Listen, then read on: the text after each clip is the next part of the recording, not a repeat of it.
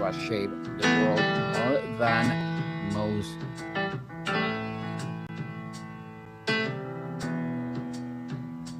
most empires. Take two.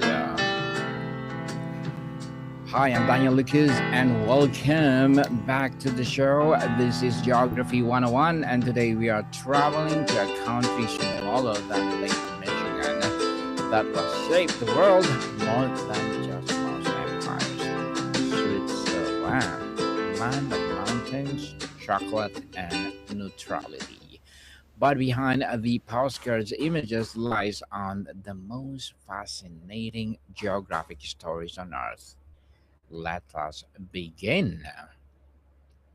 Switzerland is roughly the size of Vermont in New Hampshire combined, yet this tiny nation sits at the very heart of Europe, sharing borders with Germany, France, Italy, Australia, and let's say Liechtenstein. Did I pronounce correct? Well, five neighbors, four languages, and one identity. The geographic position has defined everything about Swiss history. You cannot understand Switzerland without understanding where it sits. The Alps cover of 60% of Switzerland's total land area. These mountains are not just scenery, they are country's original fortress.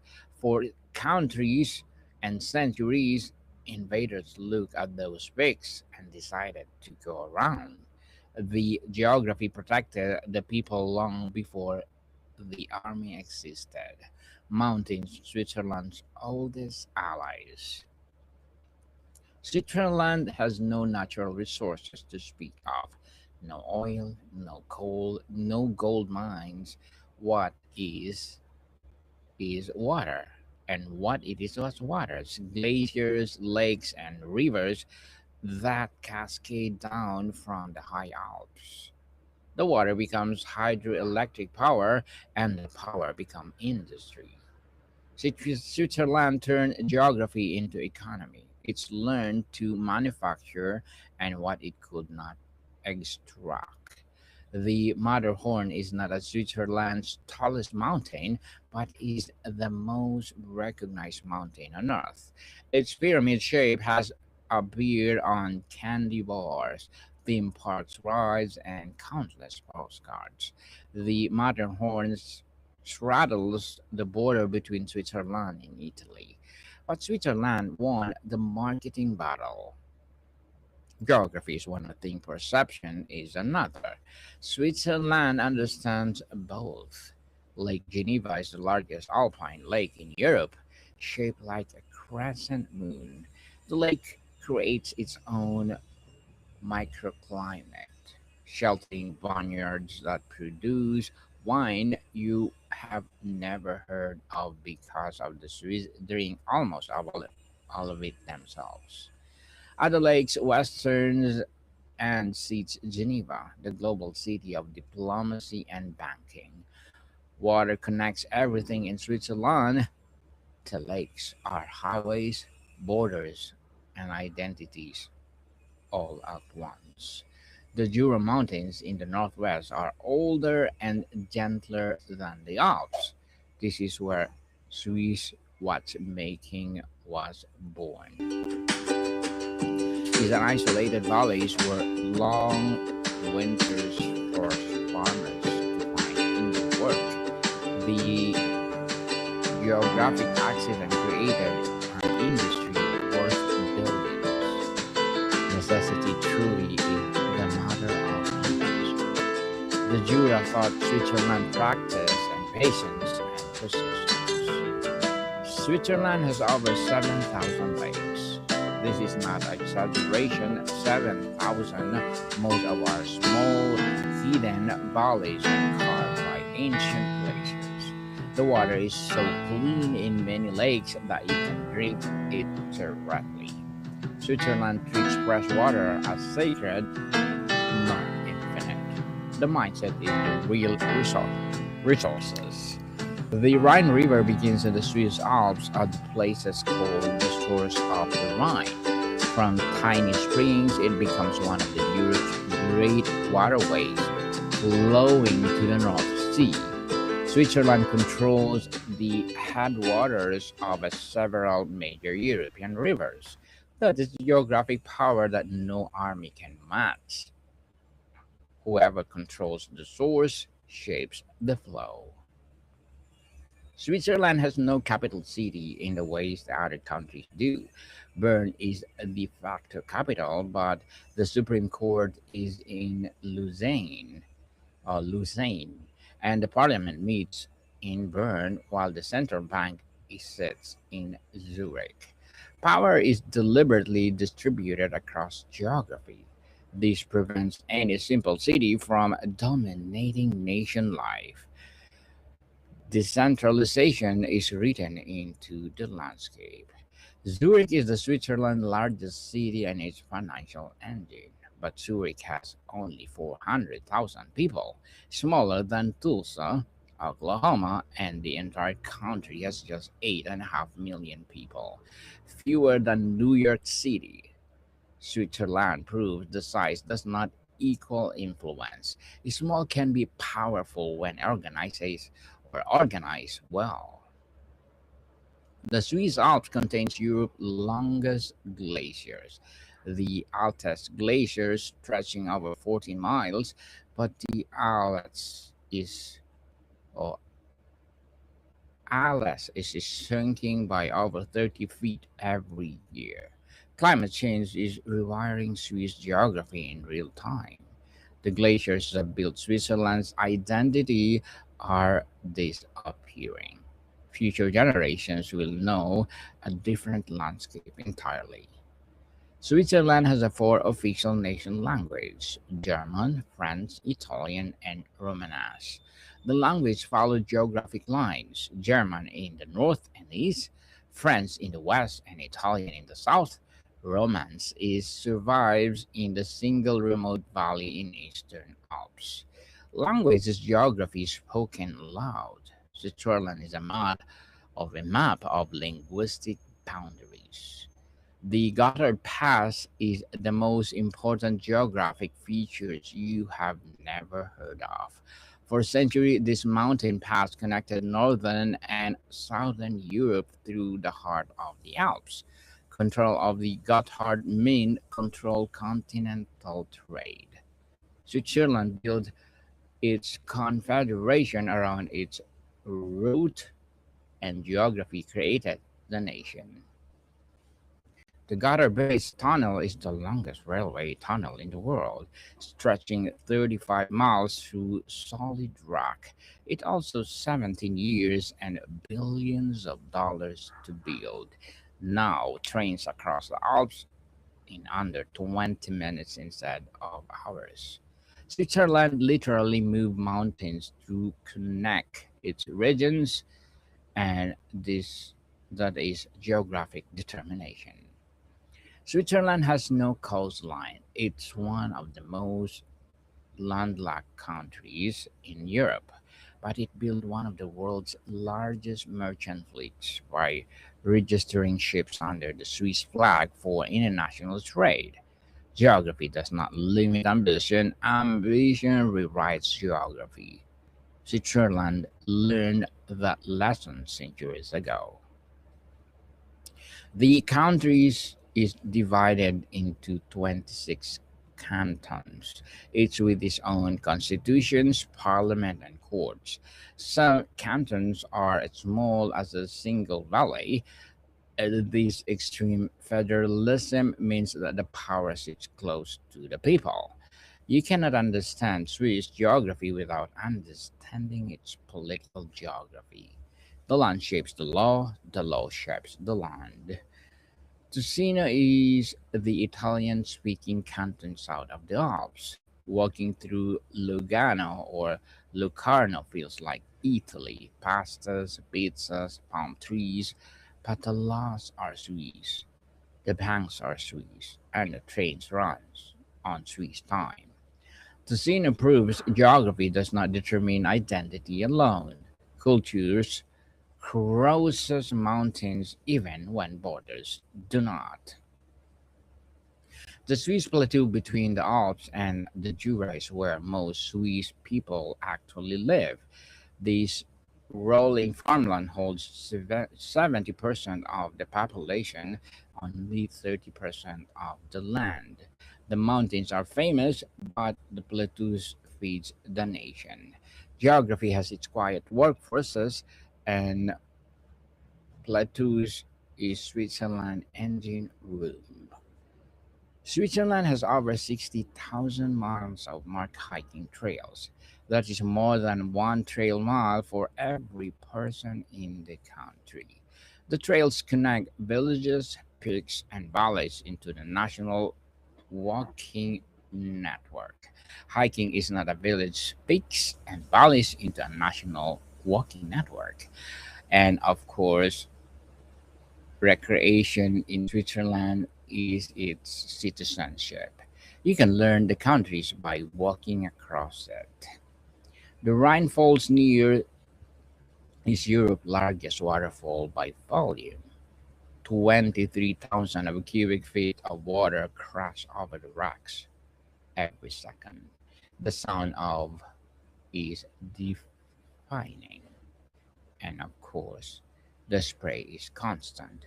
Switzerland does not need the ocean to have dramatic water. The Rhine Falls is in the inland roar. Switzerland sits on the boundary of Eurasian and African tectonic plates. The Alps are still rising about 1 millimeter per year. You are literally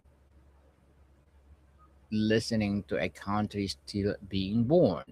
More nations are static geography. Switzerland is active geography. The ground beneath your feet is moving. The Jiangsu region contains the most dramatic alpine scenery on Earth. Three peaks, the Eiger, the Monk, and the Jagdfrau, stand in the line against the sky. The Eiger North face on the mountaineering most dangerous climbs. People have died trying to conquer this geography. Beauty and danger share the same mountain. Switzerland has over 1,500 glaciers, but they have lost half of their volume since 1931. The melting accelerating. New lakes are forming where ice once stood. Switzerland is becoming a different country geographically. The maps printed 20 years ago are already wrong. Climate change is cartographer now. The town of Zermatt at the base of the Matterhorn bans internal combustion cars entirely. You arrive by train or not at all, the air is so clean. You can see stars the way your grandparents saw them. Switzerland protects its most beautiful place from its own success. That is geographic discipline, and Switzerland rivers flow into our different seas. The North Sea, the Mediterranean Sea, the Adriatic Sea, and the Black Sea. And a single country feeding for watersheds is rare anywhere on Earth. The alpine water divided sends droplets in opposite directions. Geography is never simple in Switzerland. Every raindrop chooses a destination. The Engadin Valley in eastern Switzerland is home to Switzerland's only national park. Founded in 1914, it's one of the Europe's oldest. In the park, nature is left entirely alone. No logging, hunting, no interference.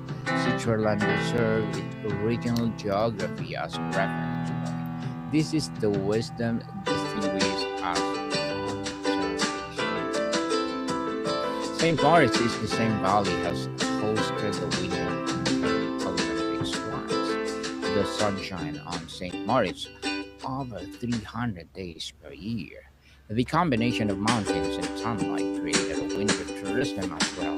We know it. Switzerland invented the mountain vacation. Geography became an export product. The Italian border runs through the summit of the Matterhorn, one mountains, two countries, two cultures. The Swiss side has better terrain better terrain access. The Italian side has a better food. Neither side is wrong. Borders are agreements written on geography. Switzerland has learned to share its peaks. Switzerland has no significant mineral deposit, yet it became the world's gold refining capital. Over 70% of the world's gold passes through Swiss refineries. Geography did not give Switzerland gold, geography gave Switzerland access to trade routes. Value is not found, it's added. Switzerland adds value to everything it touches. The Arb River flows through Bern. The city has turned the river into a summer swimming highway. People float downstream past parliament buildings and medieval towers. The water is clean enough to drink. Switzerland does not fence up its geography, it lives inside it.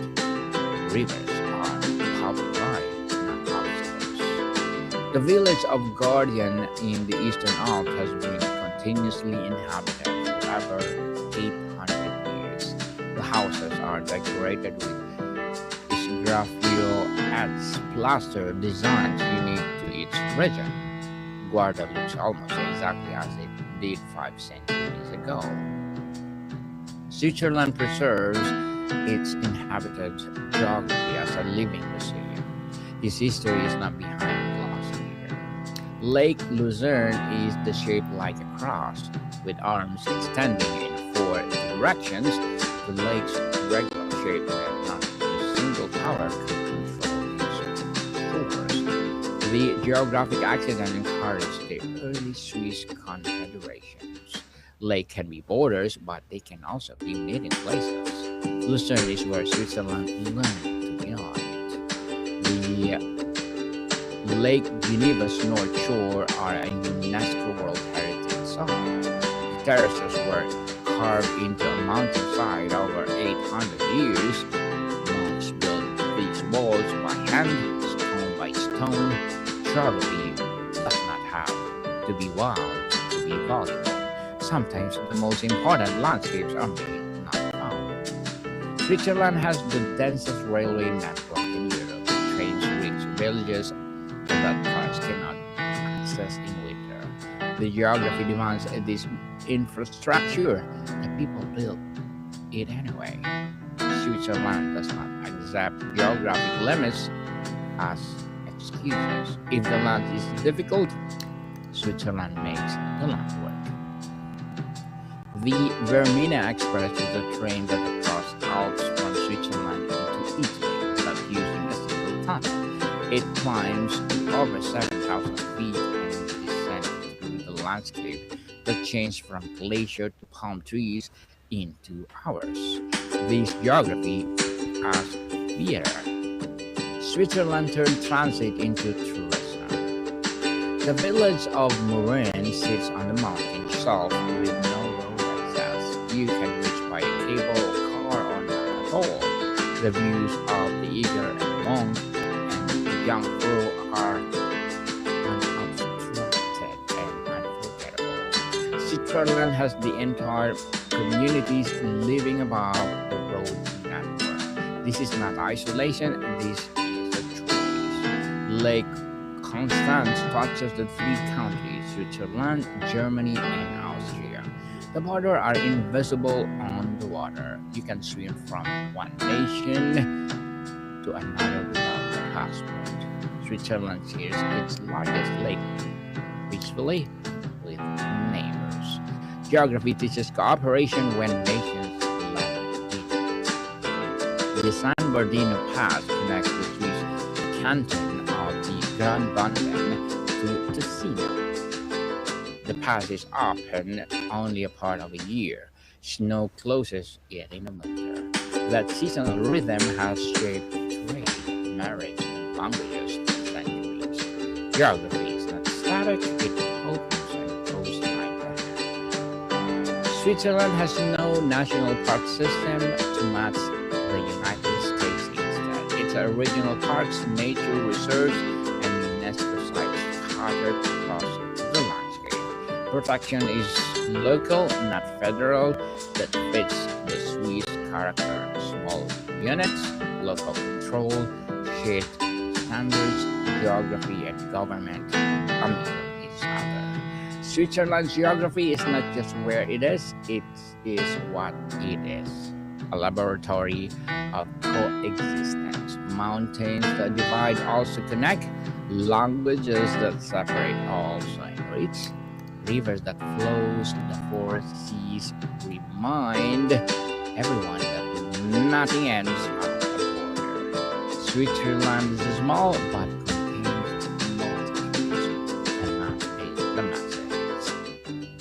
So that is Switzerland, not just a chocolate and neutrality, but one of the most fascinating geography experiments on the planet. A country shaped by mountains, water, and stubborn will of people who refuse to be conquered by their landscape. Next time you see the Matterhorn on the postcard, remember glaciers melting and the trains tunneling and the farmers growing wine on terraces built by monks 1,000 years ago. Geography is never just scenery, it is a story, and Switzerland has one of the best. So, people, thank you for tuning and catch you next time. This is Daniel Lucas, and more to come, people. See you soon.